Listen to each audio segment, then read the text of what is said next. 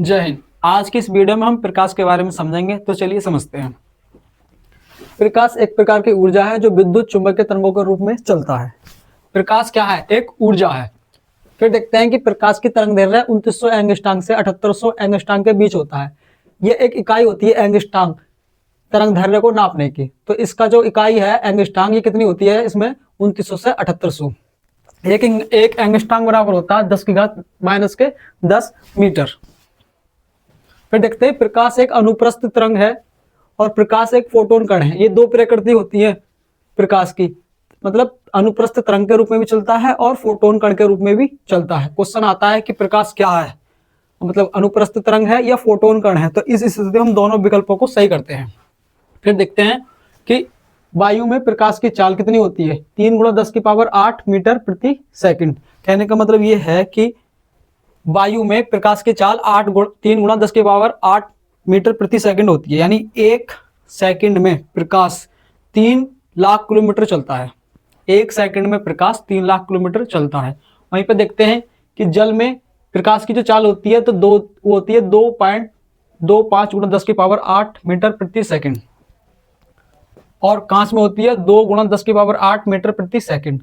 अब यहाँ पे देखते हैं कि वायु में प्रकाश की जो चाल है वो है 3 × 10⁸ मीटर प्रति सेकंड। लेकिन कभी कभी क्या होता है, विकल्प में ये वाली चीज ना देके ये वाली चीज दे देता है, 3 × 10⁵ किलोमीटर प्रति सेकंड। अगर मीटर में आए तो 10⁸ आएगा, अगर किलोमीटर में आएगा तो 10⁵ आएगा। अब समझते हैं कि जो टॉर्च होती है, जो बैटरी होती है, उसकी जो प्रकाश में जो उसमें से जो बल्ब में से जो प्रकाश निकलता है, क्या उसकी चाल भी 3 लाख किलोमीटर होती होगी? तो हाँ, उसकी भी चाल 3 लाख किलोमीटर होती है। अगर हमने कोई टॉर्च जलाई तो उसके जो प्रकाश जो बाहर निकल रहा है तो उसकी भी चाल जो 3 लाख किलोमीटर प्रति सेकंड होती है। कहने का मतलब ये है कि एक सेकंड में वो प्रकाश 3 लाख किलोमीटर दूर जा सकता है। लेकिन बैटरी की इतनी कैपेसिटी नहीं होती है कि वो वहां तक प्रकाश पहुंचा दे, इतनी पावर नहीं होती है, इतनी तेज रोशनी नहीं होती है।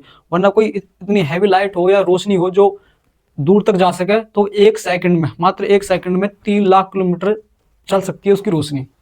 समझ जाइए, जो बैटरी होती है इसमें एलईडी वाला लगा होता है। पहले क्या होता था कि मोटा बल्ब लगा होता था लाल रोशनी देने वाला, लेकिन अभी क्या है कि व्हाइट रोशनी देखने वाला बल्ब लगा हुआ है, तो एलईडी होती है। तो एलईडी की फुल होती है light emitting diode. Light emitting diode LED की फुल फॉर्म होती है लाइट इमिटिंग डायोड। अच्छा, ये वाली बात किसने बताई थी कि प्रकाश की चाल 3 × 10⁸ मीटर प्रति सेकंड होती है, या मतलब 3 लाख किलोमीटर प्रति सेकंड होती है एक सेकंड में? ये सबसे पहले बात बताई थी रोमर। रोमर एक वैज्ञानिक थे, उन्होंने सबसे पहला एक प्रयोग करा था जिसमें ये बताया था कि प्रकाश की चाल इतनी होती है। जल में आप समझ ही होगे, कांच में। अच्छा, एक क्वेश्चन आता है कि जो समुद्र होता है, समुद्र, उसमें जो सूर्य का प्रकाश होता है वो कितनी गहराई तक जा सकता है? तो वो जाता है 332 मीटर तक। समुद्र में 332 मीटर गहरे पानी तक प्रकाश की, मतलब सूर्य का प्रकाश जाता है। उसके बाद समुद्र में नीचे अंधेरा ही अंधेरा दिखाई देता है। आई होप आप समझ रहे होगे इस चीज को। आगे देखते हैं। प्रकाश की चाल अपवर्तनांक म्यू पर निर्भर करता है। प्रकाश की जो चाल होती है वो अपवर्तनांक पर निर्भर करती है। ये चीज अपवर्तनांक आप आगे समझोगे कि क्या होता है। U = C/μ। सी होता है प्रकाश की चाल, अपवर्तनांक। आगे देखते हैं। प्रकाश को सूर्य से पृथ्वी तक आने में 8 मिनट 22 सेकंड का समय लगता है। कहीं कहीं ये टाइम 8 मिनट 16 सेकंड भी दिया होगा, मतलब दिया होता है। आज समझते हैं सूर्य। सूर्य में क्या होता है, सूर्य एक विशाल आग का गोला है। उसमें इतनी शक्ति, इतनी एनर्जी, इतनी गर्मी, इतना प्रकाश देने की क्षमता आती कहाँ से आखिर?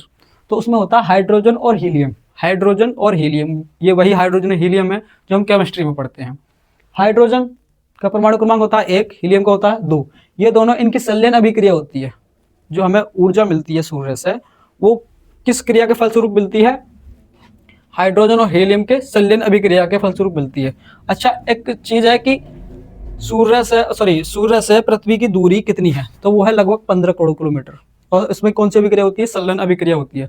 अच्छा, आपने कभी सोचा है कि जो जिस प्रकार से हमारी पृथ्वी ठोस है, लगभग अंदर तो खैर तरल अवस्था में या मैग्मा अवस्था में, उसी प्रकार से जो सूरज है वो किस अवस्था में होगा?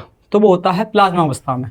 प्लाज्मा अवस्था क्या होती है? जैसे ठोस की 3 अवस्था होती है, ठोस, द्रव, गैस। इसी प्रकार से पदार्थ की चौथी अवस्था होती है प्लाज्मा। प्लाज्मा ऐसी चीज होती है, ना ही वो गैस होती है, ना ही वो द्रव होती है, और ना ही वो ठोस होती है, एकदम नेचुरल प्रेशर। नेचुरल प्रेशर ऐसे समझो जैसे जैसे पिन्नी को जला देते हैं, आग से पिन्नी को जला दो तो उसके बाद क्या होगा, उसका एक, ना ही वो ठोस होगी, अर्ध ठोस के रूप में हो जाएगी। कहने का मतलब ये है, एक जेलीनुमा हो जाएगी। तो हमारा जो सूर्य है वो जेलीनुमा बना हुआ है। आई होप आप समझ पा रहे होंगे। और सूरज जो होता है, सूर्य जो होता है, इसका तापमान, इसके बाहरी बाहरी जो क्रोड बोलते हैं, उसे कोर बोलते हैं, बाहरी कोर का तापमान लगभग 6000 डिग्री सेल्सियस है। अब प्रकाश के बारे में बात चली रही है, तो एक चीज मैं बताऊं कि हम जैसे सूर्य को देख रहे हैं, तो हम सूर्य को डायरेक्टली नहीं देख सकते। अगर ऐसे देखते हैं सूर्य के लिए तो आंखों में चकाचौंध पड़ती है। तो वो चकाचौंध जो होती है वो होती है पराबैंगनी किरणों के द्वारा। चकाचौंध जो होती है वो होती है पराबैंगनी किरणों के द्वारा। और वही पराबैंगनी किरण होती है जब हम वेल्डिंग करते हैं तो एक बहुत विशाल रोशनी के रूप में निकलती है। जब हमारी आंखों में लग जाती हैं तो हमारी आंखें बेकार हो जाती हैं। आप सूर्य की तरफ को देख लो या फिर वेल्डिंग की तरफ को देख लो, जो वेल्डिंग होने वाली मशीन होती है उसकी तरफ को देख लो, जब वेल्डिंग हो रहा हो, सेम फील होएगा। आंख, सूरज भी नहीं देखा जाएगा और ना ही वो वेल्डिंग वाली मशीन देखी जाएगी। अगर दोनों ही अच्छी तरीके से देख लें तो आंखों में दिक्कत हो जाती है। तो वेल्डिंग वाली मशीन से जो प्रकाश निकलता है उसमें भी पराबैंगनी किरणें होती हैं, और सूरज से जो प्रकाश निकलता है उसमें भी पराबैंगनी किरणें होती हैं। आई होप आप समझ पा रहे होंगे। आगे देखते हैं कि प्रकाश को चंद्रमा से पृथ्वी तक आने में 1.28 सेकंड लगते हैं। 1.28 सेकंड। अभी तक आपने पढ़ा होगा कि प्रकाश को सूर्य से पृथ्वी तक आने में 8 मिनट 22 सेकंड या 16 सेकंड। लेकिन आज आप पढ़िए प्रकाश को चंद्रमा से पृथ्वी तक आने में 1.28 सेकंड लगते हैं। देखो इसकी दूरी है, सूर्य की दूरी है 15 करोड़ किलोमीटर, और चंद्रमा की दूरी है पृथ्वी से 3,34,000 किलोमीटर। तो प्रकाश एक सेकंड में कितनी चाल चल रहा है? 3 लाख किलोमीटर, और इसकी दूरी है 3,34,000 किलोमीटर। तो उस समय क्या है कि एक सेकंड 1.28 सेकंड का समय लेगा प्रकाश पृथ्वी तक आने में चंद्रमा से। अब क्या होता है कि चंद्रमा खुद रोशनी देता है या किसी दूसरे से रोशनी लेता है? तो चंद्रमा सूर्य से रोशनी लेता है। चंद्रमा सूर्य से रोशनी लेता है। समझिए थोड़ा सा, जैसे समझिए कि ये सूरज है, ये चंद्रमा है, ये पृथ्वी है। तो ये सूरज इससे रोशनी ले रहा है और उसके बाद ये परावर्तित करके इसे दे रहा है। तो जब रात में रोशनी चमकती है तो हमें सिर्फ चंद्रमा चमकता है। ये जो रोशनी आ रही होती है, ये रोशनी हमें क्यों नहीं चमकती? एक्चुअल में क्या होता है कि पृथ्वी पर वायुमंडल होता है। ये से पृथ्वी है तो इसके चारों ओर वायुमंडल होता है, जिसकी वजह से क्या होता है, हमें रोशनी दिखाई देती है। लेकिन ये जो रोशनी है अंतरिक्ष में ऊपर ऊपर चल रही है, ये ऊपर ऊपर चल रही है, तो इसकी वजह से अंतरिक्ष क्या है, अंधकार है। अंतरिक्ष में कोई रोशनी नहीं होती है, कोई वायुमंडल नहीं होता। इस वजह से ये क्या, रोशनी जो जा रही है चंद्रमा पर, वो रोशनी हमें पृथ्वी से दिखाई नहीं देती है। लेकिन एक्चुअल में रोशनी जारी होती है और चंद्रमा पर पड़ रही होती है। चंद्रमा से टकराने के बाद ये रोशनी पृथ्वी के लोगों को दिखाई देती है। आई होप आप समझ पा रहे होंगे कि ब्रह्मांड में वायु न होने के कारण सूर्य से जो रोशनी चंद्रमा तक जाती है वह हमें नहीं दिखाई देती है। अब समझते हैं प्रतिदीप्ति वस्तुएं। प्रतिदीप्ति वस्तुओं का मतलब है कि वे वस्तुएं जो स्वयं के प्रकाश से प्रकाशित होती हैं, स्वयं के प्रकाश से। जैसे सूर्य क्या है कि अपने आप में एक प्रकाश दे रहा है। फिर दूसरा है तारा।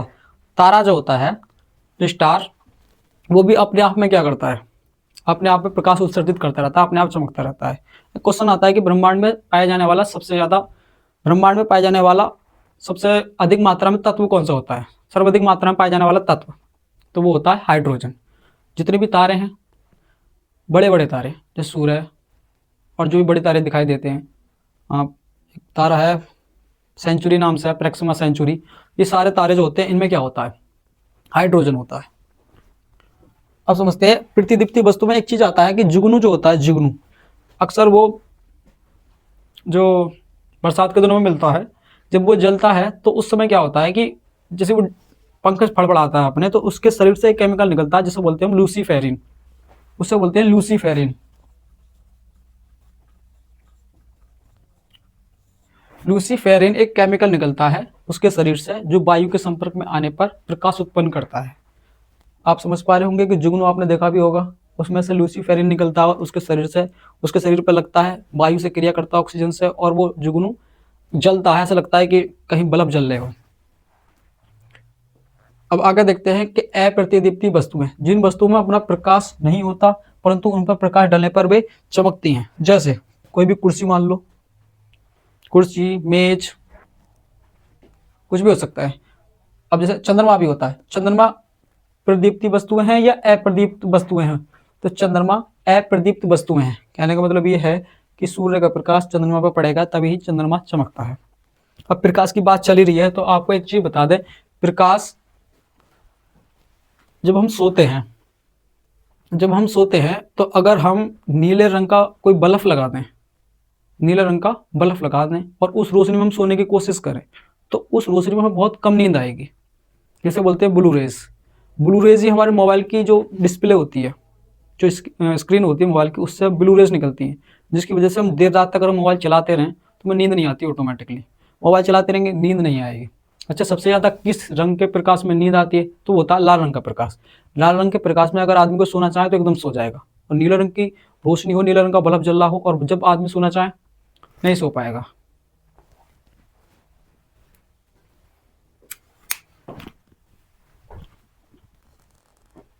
आप इसका एक स्क्रीनशॉट ले सकते हैं।